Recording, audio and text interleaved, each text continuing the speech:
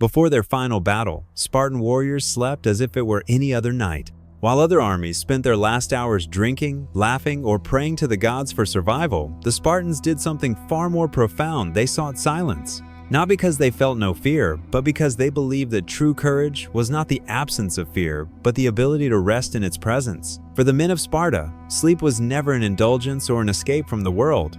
It was a ritual of control. In the stillness of the night, when the campfires had burned low and the cold air carried the smell of iron, leather, and dust, the soldiers of Sparta lay directly upon the ground. No beds, no comfort, no illusions of safety. The soil beneath their backs and the stars above their heads were all they needed. They didn't sleep to forget death. They slept to meet it prepared. From childhood, the Spartan way of life had taught them that rest was not a pause between struggles, but a vital part of endurance itself. In the agoge, where boys were broken and rebuilt into warriors, they were trained to sleep in the harshest conditions imaginable. On stone floors during winter, in flooded fields after rain, or beneath a scorching sun, they learned to fall asleep in minutes, even with empty stomachs, aching limbs, and bruised skin. Sleep, for them, was not comfort, it was obedience. Every boy learned early that the body would always seek comfort, and that comfort was the first step toward weakness. Sleep, therefore, became another form of training, a test of will disguised as rest. They were taught to lie still, to control their breathing, to silence their thoughts. Even in the most unbearable nights, they did not complain. They simply closed their eyes and waited for dawn. By the time they became men, they could rest in absolute stillness. A Spartan. To them, sleep wasn't the opposite of battle, it was an extension of it. On the night before war, as the Persian army camped miles away in the darkness, the Spartans followed the same unbreakable pattern they had lived since childhood. Their armor was cleaned, their weapons inspected, and every strap and buckle was checked twice. Their shields, sacred and heavy with meaning, were polished until they caught the firelight like liquid bronze. None of these acts were done out of vanity. Each one was a quiet declaration of readiness. When the work was done, they did not talk. There were no farewells, no boasts, no oaths shouted into the wind. They shared a silence so complete it seemed to swallow the night itself. The only sounds were the crackle of dying embers and the rhythmic breath of men who had already accepted their fate. Each warrior lay upon the earth with his shield close beside him, even in sleep. No man turned his back to another. The phalanx that stood in battle was the same one that lay together in rest. Even in slumber, they remained one body. They did not dream of victory or of home. They dreamed of nothing. Their minds were trained to reject images of fear, desire, or regret.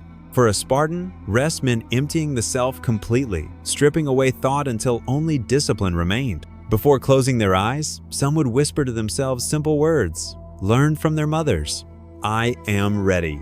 My fear belongs to Sparta. Tomorrow, I will not break. Those phrases were not prayers. They were vows. Because for a Spartan, prayer was unnecessary. The gods favored action, not words. Their commanders moved quietly through the camp, stepping between rows of sleeping men. They didn't speak, didn't disturb them, only watched proud and silent, knowing that what lay before them was not a night of rest, but a sacred moment of calm before chaos. It was said that even nature itself bowed to that stillness. The wind slowed, the insects stopped, the night became so silent that the crackle of a single ember could be heard across the entire camp. The calmness of that night was not peace, it was focus. A collective preparation for the violence of dawn. One foreign observer once said that Spartan camps were the quietest before war and the loudest during it. And he was right. That silence was not emptiness. It was control. They understood that exhaustion leads to panic, and panic leads to death. So they rested, not for pleasure, but for precision. Their sleep was short, measured, and the faint glow of dying fire. They found something most men never know, serenity on the edge of oblivion. Because the Spartans understood one truth better than anyone. You cannot fight the next day's battle if you haven't mastered the night before. As the last embers faded and the cold of night crept across the camp, a slow stillness settled over the sleeping Spartans, the kind of silence that feels alive, as though the world itself is waiting to witness what will happen next.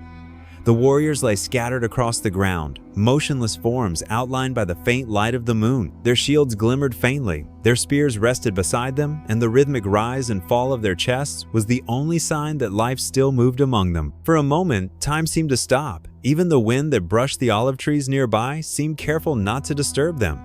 The darkness was thick, sacred, unbroken. And within it, the Spartans accepted that their lives were not their own, that their existence was bound to something greater and more enduring than the fragile shell of their bodies. When the first faint light of morning began to stretch across the sky, it touched their faces with a cold, silver glow. One by one, their eyes opened, not suddenly, not in panic, but with calm awareness, as if way between sleep and purpose. They rose in silence, their movements measured and deliberate.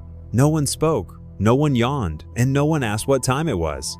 The rhythm of Sparta required no clock, no command. Each man knew instinctively when to move, when to stand, and when to prepare. The cold bit into their skin, but they welcomed it. It was a reminder that they were alive, that their bodies were strong, that they still had a task to fulfill before death could claim them. They washed their faces with cold water drawn from clay bowls and ran their hands through their hair, tightening their braids with precision. This act, so simple and human, carried a power that outsiders could never understand. To the Spartans, grooming before battle was not vanity, it was ritual. A declaration that even death must find them composed. They believed that chaos could never claim a disciplined soul, so they dressed slowly, securing their red cloaks around their shoulders. Adjusting the cloak was deliberate, a reminder of blood, of courage, of everything that bound them to the city they called home. They wore it not to intimidate the enemy, but to remind themselves that they carried Sparta with them into every battle. Each man checked the armor of the one beside him, tightening straps, fixing belts, wiping dust from shields. The bond between them went far beyond friendship or duty. It was brotherhood forged in pain, sweat, and silence. A Spartan did not fight for himself. He fought for the man standing next to him, for the mother who had raised him, and for the city that demanded everything in return for the honor of its name. As the camp came alive, the sound of metal brushing against leather echoed softly through the morning air. It wasn't noise, it was rhythm. The slow awakening of an army that had learned to move like a single creature. Each sound had its place. The clasp of armor, the clink of spearheads, the low hum of controlled breathing. It was music made of discipline. The commanders walked among them, speaking in low voices, their words short but weighted. They didn't shout, they didn't need to. Every Spartan already knew what must be done. Orders were redundant when obedience was instinct. Then came a moment that marked every morning before battle, the inspection of the shields.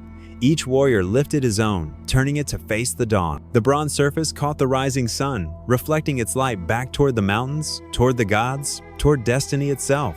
It was not superstition, it was acknowledgement. The shield was life, honor, and memory combined into one object. To lose it was to lose oneself. The men stood side by side, shields pressed together, eyes fixed forward, and in that alignment, there was something almost holy.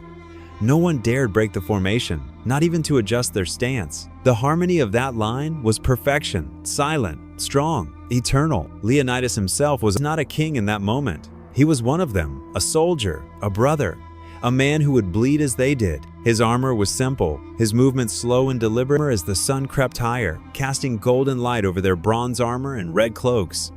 The entire formation gleamed like living fire, silent, focused. The gods, they believed, had already given them the greatest gift a mortal could receive, the strength to choose how to die. As they finished preparing, they shared a single, final act of quiet connection. Each man turned slightly toward his brothers, meeting their eyes. No words passed between them, but the meaning was clear. It said, "We will stand together, we will fall together, and we will not be forgotten." The camp was ready. Leonidas raised his hand, and silence once again blanketed the army. The fire crackled one last time, the ashes rising and scattering into the morning wind like whispers of the men they soon would be. The Spartans began to march slowly toward the edge of the camp, their steps perfectly synchronized. The earth beneath their sandals seemed to tremble as they moved, not from force, but from precision. And as the sun climbed fully over the horizon, the last traces of sleep vanished from their faces. What remained was something pure and indestructible, the calm of men who had slept not to escape war, but to embrace it. Because the Spartans knew something that their enemies never would. Rest was not surrender, it was preparation. Their bodies were ready, their minds were clear, and their souls were silent.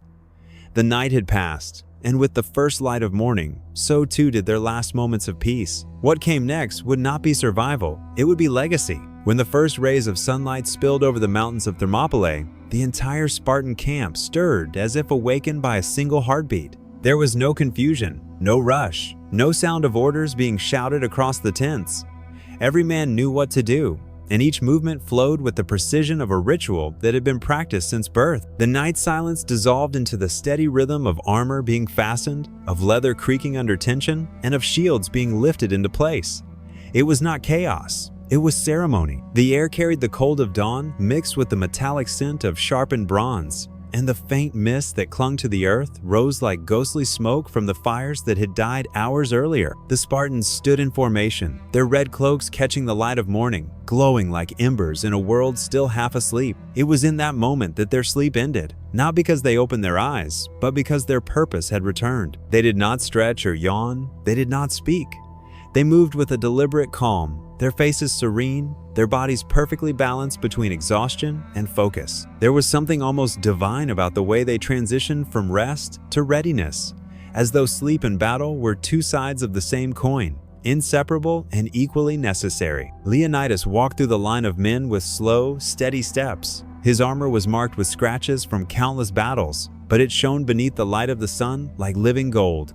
He did not speak loudly. His voice carried the quiet weight of authority that comes from years of shared suffering. When he met the gaze of his soldiers, he did not see fear, he saw reflection, the same calm strength mirrored in every pair of eyes. They were not a collection, one heartbeat moving toward destiny. Before marching, the Spartans performed one final act of discipline. They knelt briefly to touch the earth beneath them, the same ground upon which they had slept. To outsiders, it may have seemed like superstition, but to them, it was gratitude. Gratitude to the land that would hold their bodies should they fall, to the soil that would witness their courage and carry the story of their final stand. It was not worship, it was acknowledgement. Then, slowly, they rose. The sound that followed was not a battle cry, but a low, steady chant that began deep in their chests, a vibration that resonated through the air like the hum of thunder approaching. It wasn't meant to intimidate the enemy, it was meant to synchronize their souls. The chant grew stronger, deeper, until it became one unbroken tone, the sound of unity, of preparation, of inevitability. When they finally began to march, the ground trembled beneath them. Each step struck the earth with measured rhythm, shields brushing against shields, spears aligned with mechanical precision. To anyone watching, it must have looked like a tide of red and bronze advancing without hesitation, unstoppable and eerily calm. The Persians had more men, more horses, more everything except composure. The Spartans had no need for noise, no still lingered within them, not as fatigue, but as clarity. They carried that serenity with them, a stillness that shielded their minds from chaos. Each breath was controlled, each heartbeat deliberate. They had mastered the art of resting without weakness, of sleeping without surrender. To them, the night's rest had not been about recovery. It had been about alignment. They had lain upon the ground to merge themselves with the earth, to strip away everything unnecessary, to wake as pure will. When they rose, they were not refreshed. They were transformed. As the mountains loomed ahead and the sounds of the enemy began to rise, the clatter of armor, the neighing of horses, the cries of thousands preparing for war, the Spartans did not change pace. Their discipline was absolute, their serenity unbroken. The fear that paralyzed other armies had no place here. They had met it in the darkness, conquered it in silence, and left it behind in their dreams and thin across the rocky soil. For a long moment, he said nothing. Then, in a voice calm and steady, he spoke words that every Spartan carried deep within his heart. "Rest well, my brothers, for what we do today will echo beyond all sleep." Those words were not meant to inspire them, they were meant to remind them. Their rest had not been wasted, it had been preparation for eternity. The horn sounded, a deep resonant tone rolled across the valley, bound the cold morning air. And yet, even as battle consumed them, that stillness remained the same calm that had carried them through the night. They fought as they had slept, without hesitation, without chaos, without fear. Every movement was as deliberate as the rhythm of their breathing. Every strike an extension of the peace they had earned beneath the sight. From stillness, they become eternal. The Spartans knew this truth better than anyone. They had spent the night before battle not escaping from the thought of death, but embracing it, allowing it to rest beside them like a shadow that no longer frightened them. That is why, when the last of them fell, they did not fall as men who had been defeated. They fell as men who had fulfilled their purpose, men who had known rest, who had known readiness, who had known peace. Because to the Spartans, the night before battle was not the calm before the storm. It was the forging of the storm itself.